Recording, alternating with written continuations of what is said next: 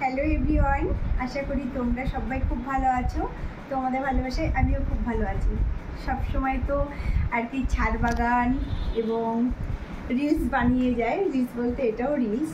তবুও তোমরা ভাবতে পারো হয়তো পার্লারের কাজ আমি কিছু করি না সারিয়ে, কিন্তু ক্যামেরাটা ধরার জন্য কাউকে পাই না। আজকে একটি বোনকে পেয়েছি, সেই কারণে ক্যামেরাটা ধরলাম। আমার হেয়ার স্পা আর কি করছি, যে বোনটিকে আমি হেয়ার স্পা করছি এখন, সেই বোনটি এসেছে রসুলাপুর থেকে। আর রসুলাপুর সবাই জানি এখানে না, অনেকটা দূরে। এটা আমার অনেক ভাগ্য যে বোনটা এত দূর থেকে আসে এবং আমাকে ভালোবাসা দেয়। আর এই বোনটি দীর্ঘ 10 বছর ধরে কিন্তু আমার পার্লারে আসছে। তা ওই মনে করিয়ে দিল যে আমি নিজ ভিডিও করি বা কিছু করি, কেন আমি ছাড়ি না। সেই কারণে কিন্তু আমি আবার ভিডিওটা বললাম ঠিক আছে, তাহলে এখন রেডি করছি। তা দেখতেই পাচ্ছ যে অনেক দূর থেকেও কিন্তু ভালোবাসা দেওয়ার লোক আছে। আর যারা আমার ভিডিওতে এসে বাজে দুই একটা কমেন্ট করো, তাদের উদ্দেশ্যে বলছি নিজের চরকায় তেল দাও, আমার চরকায় তেল দিতে লাগবে না, ওকে? আর আমি আমার কাজ নিয়ে ব্যস্ত থাকি, আমি যেরকম পারি সেরকম করি।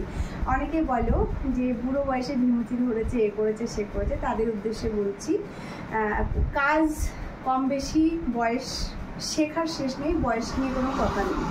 আর কাজ তো কাজই, কাজ না করলে কর্মশ্রেষ্ঠ, কাজ না করলে কিন্তু পয়সা আসবে না।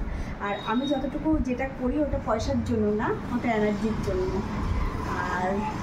আর আর বলতে চাই, তোমরা যদি এরকম মনে করো যেটার থেকে অনেক পয়সা আছে আমি করছি, তোমাদের তো বারণ করিনি, তোমরাও করো, তোমরাও করে ইনকাম করো।